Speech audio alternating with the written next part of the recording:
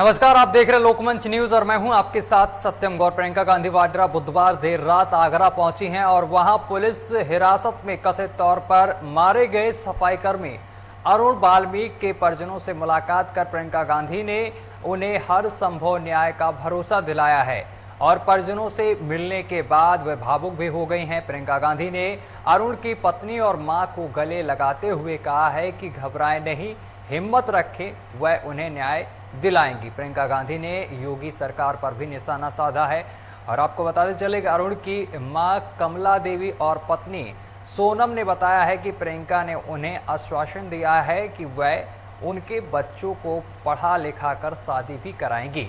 प्रियंका गांधी ने कांग्रेस की ओर से परिवार को 30 लाख रुपए और हर संभव कानूनी मदद दिलाने को कहा है। तो इसी पर ज़्यादा बातचीत करने के लिए हमारे संवाददाता अलग अलग जिले से हमारे साथ जुड़ गए हैं। आपको बताते चले कि लखनऊ से हमारे साथ निखिल रस्तोगी जुड़ गए हैं और अमेठी से तौफिक जुड़ गए हैं और अशरफ अंसारी लखीमपुर खीरी से जुड़ गए हैं। तो सबसे पहले रुख करेंगे लखीमपुर खीरी का। अशरफ हमारे साथ वहाँ से जुड़े हुए हैं। अशरफ, अभी लखीमपुर का मामला शांत भी नहीं हुआ था कि आगरा में दूसरा कांड हो गया। यहाँ पर पुलिस पर ही आरोप लगाया गया है क्योंकि पुलिस कस्टडी में एक सफाई कर्मी की मौत हो जाती है और जिस पर अब घमासान छिड़ा हुआ है। अशरफ जी बिल्कुल बताना चाहूंगा, जैसा कि आगरा में ये मामला सामने आया, इससे पहले कि लखीमपुर में मामला सामने आया। वहीं पर प्रियंका की लगातार प्रियंका जो दौरे कर रही है उसको देखते हुए हर जगह प्रयास कर रही जाने का, जो लोग पीड़ित हैं उनसे मिलने का भी काम कर रही है। जैसा कि लखीमपुर में जो त्रिगुनिया कांड हुआ था उसमें भी प्रियंका आई थी और 3 दिन तक वो हालांकि बैरिकेडिंग के जरिए उनको रखा गया था सीतापुर में, क्योंकि उनको नहीं मिलने दिया जा रहा था। अगर बात आगरा की करते हैं, जिस तरीके आगरा में इस तरीके से उसका जो आरोप है, उसके परिवार वालों का पीट कर मारा है, करंट भी दिया गया है, ऐसा परिवार आरोप लगा रहे हैं। हालांकि ये जांच का विषय है, अगर जांच हो तो दूध का दूध और पानी का पानी सामने आ जाएगा। सत्यम, इसके बाद मैं एक और बात बताना चाहूंगा, जिस तरीके से उसको लेकर गए थे, जिस तरीके से उसकी पिटाई हुई, उसके बाद में उसकी मौत हो गई है, अगर ये सही साबित हुआ तो उस पर उस तरीके से कार्रवाई होनी चाहिए जिस तरीके से नियम और सीआरपीसी या आईपीसी की धाराओं में मामला पाया जाता है। अभी कहीं ना कहीं ये जांच का विषय है अशरफ, क्योंकि अभी हम साफ नहीं कर सकते कि इसमें पुलिस कर्मियों ने ही इसकी हत्या की है, क्योंकि यहाँ पर जांच का विषय भी खड़ा होता, क्योंकि हो सकता है कि सफाई कर्मी को पहले से भी कोई दिक्कत हो या फिर किसी कारणवश वो बीमार चल रहा हो, इस वजह से उसकी मौत हो गई हो।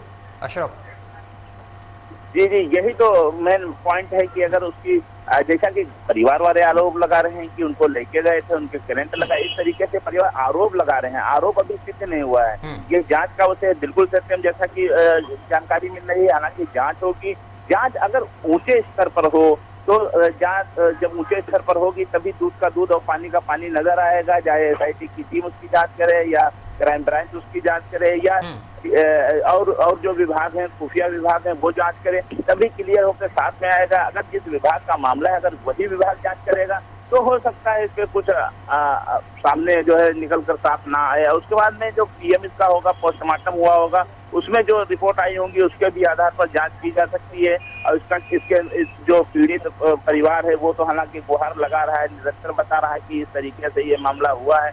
लेकिन हाँ, ये भी एक सोचने वाली बात है और समझने वाली बात भी है कि जांच का विषय है, जांच होना चाहिए, लेकिन उच्च अधिकारियों से जांच होनी चाहिए, निष्पक्ष जांच होनी चाहिए, तभी पीड़ित को न्याय मिल पाएगा। ठीक है निखिल, अब उत्तर प्रदेश में होने वाले हर मामले में विपक्ष ज्यादा सक्रिय नजर आ रहा है, चाहे वो लखीमपुर खीरी कांड हो या फिर गोरखपुर में मनीष हत्याकांड हो, मनीष गुप्ता का जो यहाँ पर हत्या हुई थी जिसमें पुलिस दोषी पाई गई थी, और अब आगरा में जो हत्याकांड हुआ है, इसको लेकर कहीं ना कहीं जो विपक्ष है यानी कि प्रियंका गांधी ज्यादा एक्टिव दिखाई दे रही हैं।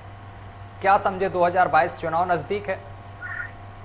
जी, आपको बता दें उत्तर प्रदेश में बीजेपी सरकार है जिसने आम जनता को कानून की सुरक्षा व्यवस्था देने की बात करी थी, लेकिन जिस तरह से आगरा की घटना घटित हुई है, बात कही जा रही है कि जगदीशपुरा थाने के माल खाने में 25 लाख रुपए रखे थे जो कि गायब हुए। लेकिन सबसे बड़ी बात ये यहाँ पे आ रही है कि जब थाने के माल खाने में 25 लाख रुपए रखे थे तो सुरक्षा में चूक कैसे हुई, वो रुपए कैसे गायब हुए, सबसे बड़ी बात। दूसरी बात यहाँ पे ये है कि 2 रुपए किसने गायब किए, अब जांच का विषय ये हो रहा है कि बताया जा रहा है जिस व्यक्ति को जो उठा के लाए थे पीड़ित को, और उसको उसके पास से बता रहे 15 लाख रुपए की घर से बरामदी हुई थी, लेकिन रात में उस पर उसकी मृत्यु हो जाती है।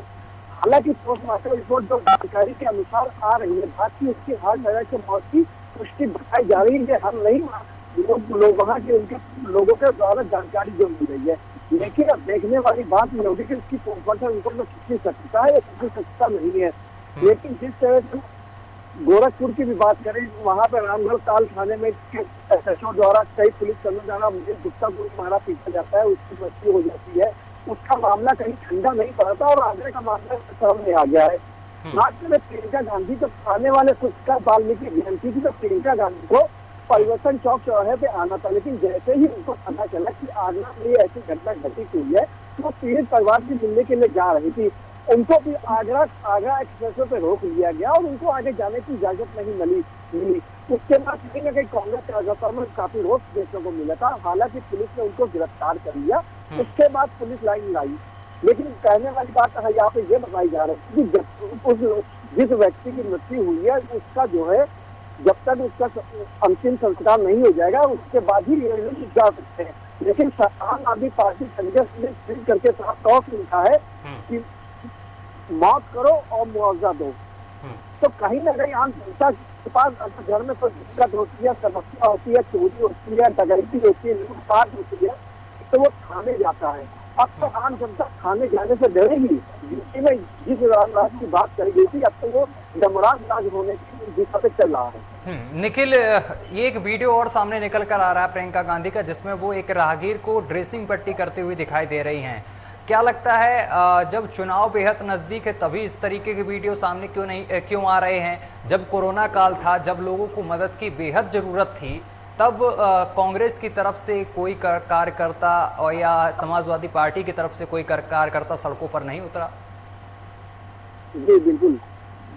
हालांकि कांग्रेस की बात करें तो कांग्रेस ने कहीं न कहीं कोरोना काल में राशन बंटवाए थे, लेकिन वो उन्होंने मीडिया में सुर्खियों में नहीं आए थे। कुछ ऐसी पार्टियां जो मीडिया की सुर्खियों में बनी थी, जिस तरह उन्होंने राशन का वितरण किया था। बात करें समाजवादी पार्टी, वो भी कहीं न कहीं कोरोना काल में गुप्त हो गई थी, लेकिन कांग्रेस पार्टी लगातार राशन वितरण करती हुई नजर आ रही थी। बात करें बीजेपी पार्टी की, तो बीजेपी भी राशन वितरण काफी संख्या में किया था, गरीबों तक राशन पहुंचाया गया था। लेकिन अब कुछ महीने बाद चुना है तो कहीं ना कहीं प्रियंका गांधी को महासचिव भी है कांग्रेस की और यूपी के प्रभारी भी हैं। तो जिस तरह से आम जनता के रूबरू वो सामने आती जा रही है, तो इससे ये हो रहा है कि कांग्रेस जिस तरह जमीनी स्तर पर दब गई थी, उस जमीनी स्तर से कांग्रेस पार्टी उत्तर प्रदेश में उठ गई है। हालांकि चुनावी वादों को लेकर उन्होंने एक वादा और भी किया है कि 40% महिलाएं चुनाव लड़ेंगी, जिनका नारा है मैं लड़की हूँ, लड़ सकती हूँ और जीत सकती हूँ। इसी नारे से वो लड़ेंगी। लेकिन कल उनका एक और ट्वीट हुआ है जिसमें उन्होंने कहा है कि इंटर पास लड़कियों को स्मार्टफोन दिया जाएगा और स्नातक लड़कियों को इलेक्ट्रॉनिक बाइक दी जाएगी। तो कहीं ना कहीं चुनावी वादों से रुझान करने की लोगों को कोशिश की जा रही है। अब ये वक्त ही बताएगा कि आने वाला चुनाव किसके पक्ष में जाता है और किसके पक्ष में नहीं जाता है। बात करें समाजवादी पार्टी के, अखिलेश यादव से राजभर की मुलाकात हुई है और कल उन्होंने कहा है कि हम अखिलेश यादव को समर्थन करेंगे। लेकिन 27 तारीख को एक बड़ी महारैली करने जा रहे हैं राजभर। सब देखने वाली बात ये होगी कि उसमें कौन कौन बैठक में शामिल होता है।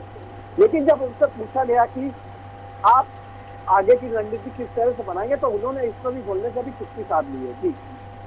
ठीक है, तौफिक हमारे साथ जुड़े हुए हैं अमेठी से लगातार। तौफिक, क्या लगता है उत्तर प्रदेश की जो पुलिस है वो बेलगाम हो चुकी है क्या? ये बिल्कुल कहा जा सकता है कि उत्तर प्रदेश की पुलिस जो नजर आ रहा है, जो अभी हाल में ही देखा जा रहा है, निश्चित बात है कि उत्तर प्रदेश पुलिस बेलगाम है, जिसके ऊपर शासन सत्ता का भी नहीं वो चल रहा है।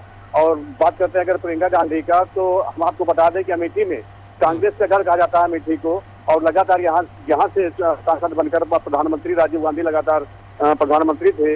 उसके बाद जो है इस बार को छोड़ देते, इससे पहले राहुल गांधी यहाँ के सांसद रहे हैं। और अब जो है प्रियंका गांधी के उत्तर प्रदेश में ये जो लगातार हस्तक्षेप और लोगों से मिलना और जो शैली है, हम आपको बताते हैं, हमने पिछले चुनाव में भी इनकी शैली देखी थी। जो लोगों से जुड़ने की शैली है, चुनाव में भी ये पब्लिक के बीच में पहुंच जाकर और अपना अपना तो दिखाती थी, और अमेठी के तो ये लोग अपना घर मानते हैं, और मौसी के नहीं बल्कि जो है वो नजर भी आते हैं। तो ऐसी शैली कहीं ना कहीं जो है कांग्रेस को जो जनाधार जो उत्तर प्रदेश में खत्म हो रहा था, एक बार फिर से बढ़ता हुआ नजर आ रहा है। लोगों में इंटरेस्ट बढ़ रहा है, लोगों को रुचि बढ़ रही है, कांग्रेस की तरफ लोगों का रुख बढ़ रहा है, और इसका फायदा सीधा सीधा जो है विधानसभा चुनाव से ही इसके जो है नतीजा सामने जो है नजर आएगा।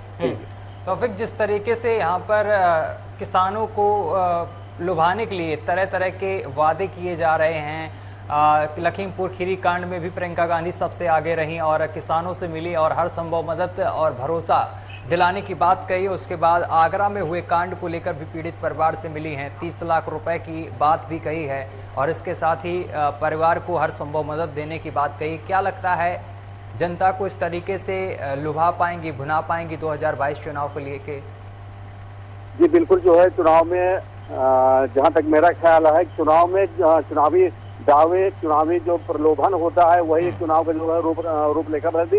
हालांकि चुनाव के बाद जीतने के बाद कौन कितना उससे जो है खरा उतरता है तो अलग बात है, लेकिन चुनाव से पहले जो आश्वासन दिया जाता है जनता को वही आखिरकार जो है चुनाव का एक बड़ा मुद्दा रहता है, और चुनाव का जो है पासा भी पलट देता है।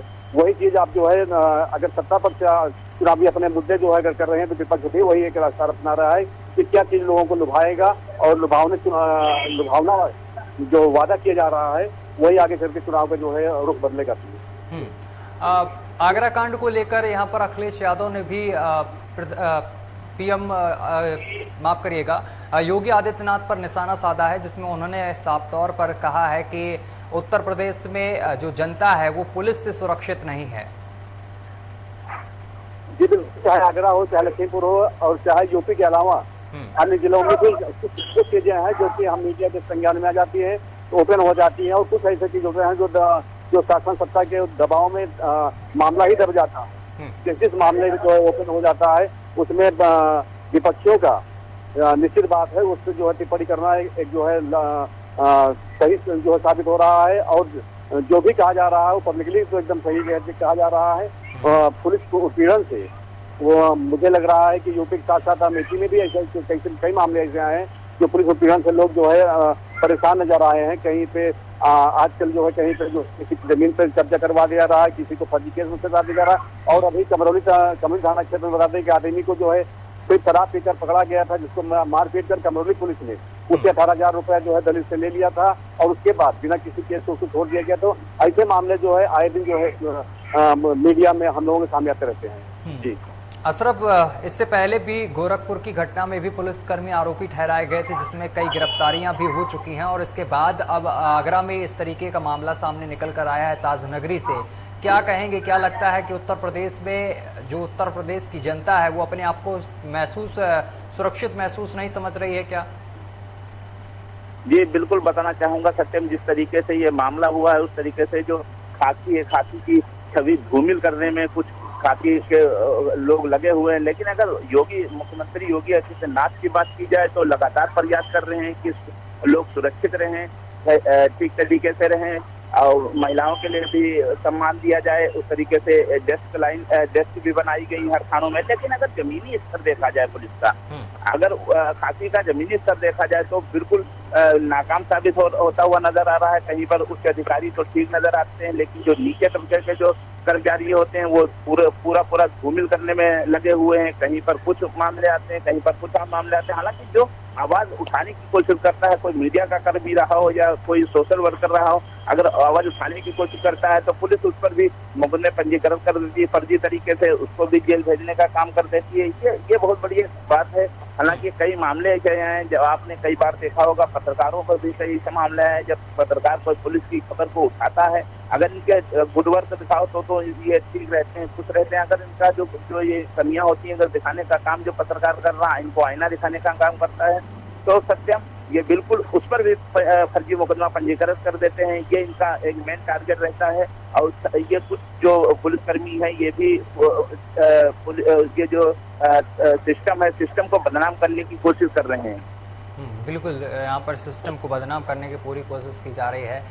निखिल, अगर बात की जाए गोरखपुर की घटना को, अभी गोरखपुर की घटना शांत भी नहीं हो पाई है, मामला शांत भी नहीं हो पाया कि एक मामला आगरा से सामने निकल कर आया है। क्या लगता है उत्तर प्रदेश में जिस तरीके से योगी आदित्यनाथ कहते हैं कि उत्तर प्रदेश में जनता सुरक्षित है, पुलिस बहुत अच्छी तरीके से काम कर रही है, क्या यही जनता सुरक्षित है कि पुलिस कस्टडी में एक युवक की मौत हो जाती है और पुलिसकर्मी और जो बड़े अधिकारी हैं, जिम्मेदार अधिकारी, इस पर कहने से कुछ भी बचते हुए नजर आ रहे हैं? जी आपको बता दें, आगरा की घटना कहीं ना कहीं पुलिस की छवि को काफी धूमिल करा है। लेकिन बात जो उसके मुआवजे को, उनको 30 लाख का, उनको जो 10 लाख का उसका प्रदेश सरकार ने मुआवजा दिया और एक नौकरी की बात कही जा रही है, क्या उनके परिवार के खोए हुए व्यक्ति वापस आ जाएगा? लेकिन वापस नहीं आएगा। तो जिस तरह से खाकी के ऊपर छूट दे रखी है सरकार ने, कहीं ना कहीं उनके ऊपर कुछ दबाव बनाना चाहिए और उनकी जिस तरह से जो छूट को लेकर वो अपने आप को ऊंचा समझने की कोशिश करते हैं नीचे तबके के लोग भी, तो उनके ऊपर कहीं ना कहीं दबाव की कुछ करना चाहिए सरकार को। एक नया कानून की पारित करना चाहिए जिससे वो किसी मुजरिम को भी पकड़ के लाते हैं, पूछताछ करने के लिए भी लाते हैं, तो उसको किसी तरह की घटना घटित ना हो। लेकिन कहीं ना कहीं अधिकारी उनको सस्पेंड कर देते हैं, निलंबित कर देते हैं, उससे कोई छवि साफ नहीं होगी, हालांकि दोनों नहीं होती, इसमें सरकार की छवि ज्यादा खराब होती है। अब अधिकारियों को इससे कोई ना कोई कठोर कदम उठाना चाहिए। हालांकि उनके ऊपर 302 का अज्ञात के खिलाफ मुकदमा दर्ज हुआ है। जिन लोगों ने गिरफ्तारी करी थी उस व्यक्ति की, उसके खिलाफ मुकदमा, जिन पुलिस कर्मियों का गिरफ्तार किया उन पर बर्खास्त तक कर देना चाहिए सरकार को, लेकिन अभी तक ऐसा कुछ हुआ नहीं है।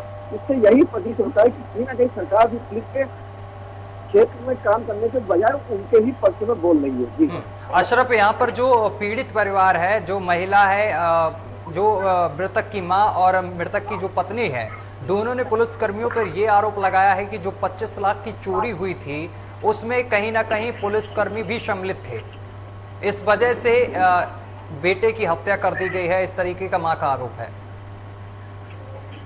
जी सत्यम, बिल्कुल जिस तरीके से मां आरोप लगाती है, करंट भी लगाया गया था, उसको मारा भी गया है, अगर उस हिसाब से आरोप के हिसाब से अगर देखा जाए सत्यम, तो बिल्कुल वो लोग उस श्रेणी में आते हैं जो लेके गए थे पुलिसकर्मी। लेकिन एक फिर बात बताना चाहूंगा, ये जांच का विषय है, क्योंकि आरोप तो सभी लगाते हैं, लेकिन आरोप जब सिद्ध होता है तभी वो अपराधी माना जाता है। यही एक सिस्टम है, यही एक सरकार की मंशा भी रहती है। उसके बाद में एक और बात बताता चलूं, जिस तरीके से ये मामला रहता है, अगर उसके बाद में वो लेके गए हैं और उस तरीके से उनके पास कोई है, कुछ लोग बता रहे हैं, तो ये जांच होगी। लेकिन जांच में फिर दोबारा यही कहना चाहूंगा सत्यम, जांच अगर उच्च अधिकारी करेंगे तभी जांच सही हो पाएगी, वरना उसी तरीके से जांच होगी, उसको ठंडे बक्से में डाल दिया जाएगा, कुछ नहीं हो पाएगा। इस तरीके से इनका ये आरोप लग रहा है।